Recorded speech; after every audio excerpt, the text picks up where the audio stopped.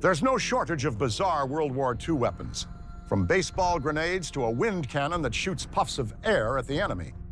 But these pale in comparison to one British engineer's idea to bounce the Nazis out of the war.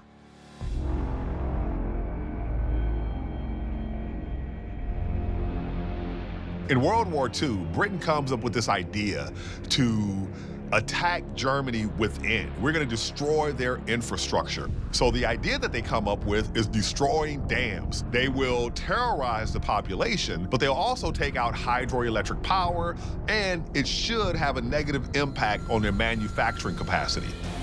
An easy way to take out the dam would be to shoot a torpedo at it. But the Germans actually have torpedo nets, so that's off the table. Dr. Barnes Wallis is an engineer, and he's got a plan to get something past the torpedo net and below, which would ultimately cause them to fail. To Dr. Wallis, the answer is as easy as skipping stones. You bounce the bomb across the surface of the water, it hits the dam, then drops down and explodes in just the right point to create maximum damage. But a key element is that the bombs must have backspin. So backspin helps in several ways. One, it helps with the skipping off of the water, but also when it finally hits the wall of the dam, the backspin has the English effect, and it brings it down to the base of the dam, so it settles there. With no idea on how to create the backspin, Barnes Wallis does what many of us do when stumped at work.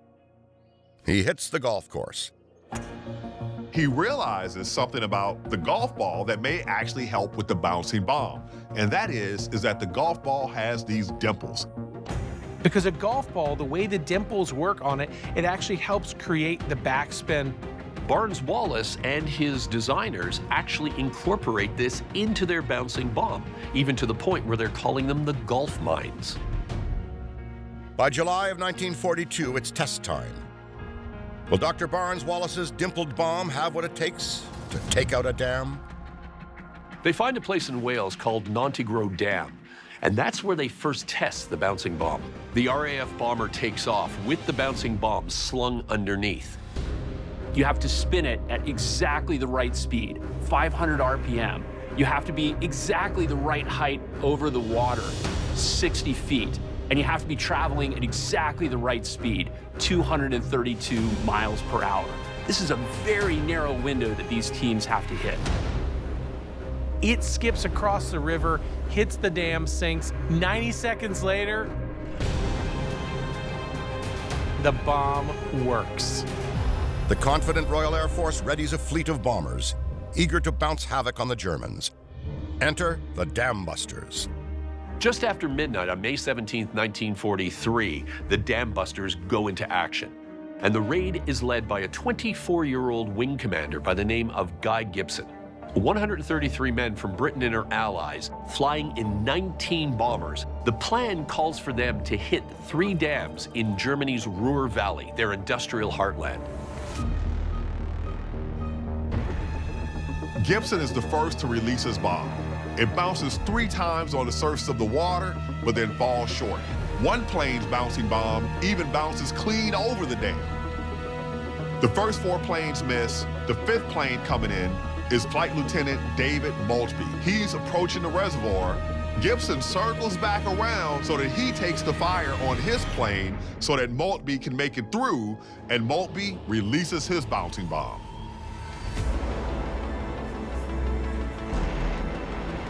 And then suddenly the bomb explodes, concrete is crumbling, a huge column of water goes into the sky, complete success. By the end of their mission, the Dam Busters take out 2 of the 3 targets, but they pay a high price. Out of 133 men, 53 are killed on this raid. 3 of them end up in the hands of the Germans. But the Dam Busters go down in history as one of the most legendary squadrons ever to take to the skies. We're in the midst of World War II, and all the missiles that we use are not guided. They can't be directed to hit a specific target. They can only be flown over an area and then dropped. If we had a way to have that bomb go precisely to that location, it could be a game changer. Noted Harvard psychologist and inventor B.F. Skinner has an epiphany one day while out for a walk. He happens to see a flock of pigeons, and it occurs to him, I could use their natural innate honing abilities to direct the bomb.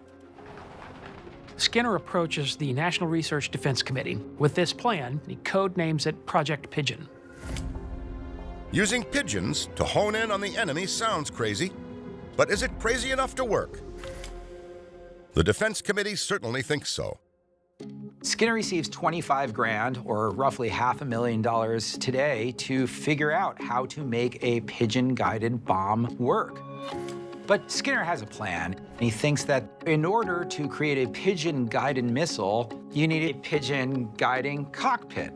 So Skinner creates a little cone that'll go on top of a glide bomb, and in the cone will be a video screen. Skinner places a gold electrode on the pigeon's beak. He then shows the pigeon video of targets like buildings and battleships on the screen. Skinner's theory is this. If you train a pigeon to peck at an image of a battleship or a building and you reward them for it, they'll continue pecking at it.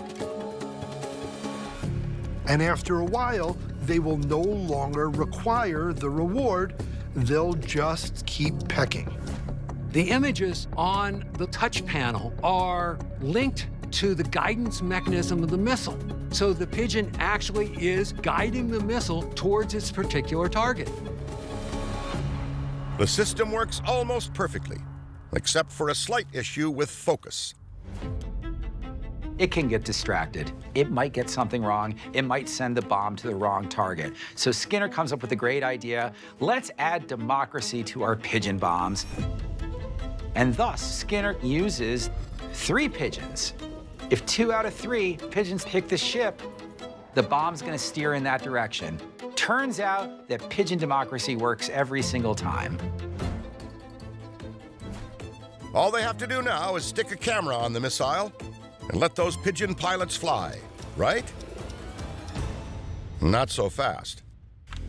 The system Skinner creates works very well, but the Army thinks it would be a little bit embarrassing to have pigeons guiding their missiles. So they choose not to go with the pigeons. But it's not a total loss. The screens that the pigeons were pecking on are the precursors to the screens we use every day in our cell phones. Interestingly enough, the pigeons are ahead of their time. In times of war, protecting lives becomes just as important as destroying enemies. This holds especially true for new parents in London in 1939, whose worries go from diaper duty and nap time to shielding their little bundles of joy from lethal chemical threats. From the First World War, there were 100,000 deaths from mustard and chlorine gas. So you have the military and scientists trying to develop technology to keep the population safe from gas attacks. And baby gas masks are invented.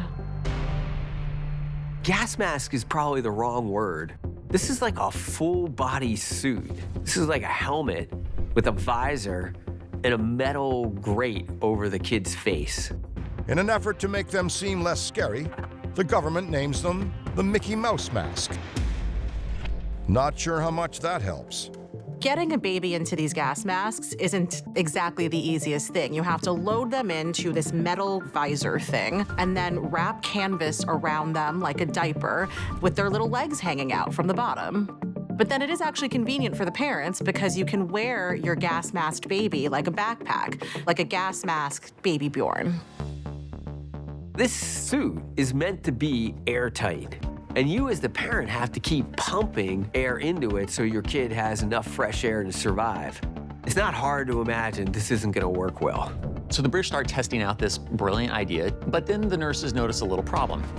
The babies are falling asleep. And it isn't because the babies are so warm and cozy. So it becomes rather clear that they aren't actually getting as much air as they are supposed to, and ultimately the project is scrapped because, of course, better to run the risk of a gas attack than inadvertently wipe out a generation by suffocating them in baby gas masks.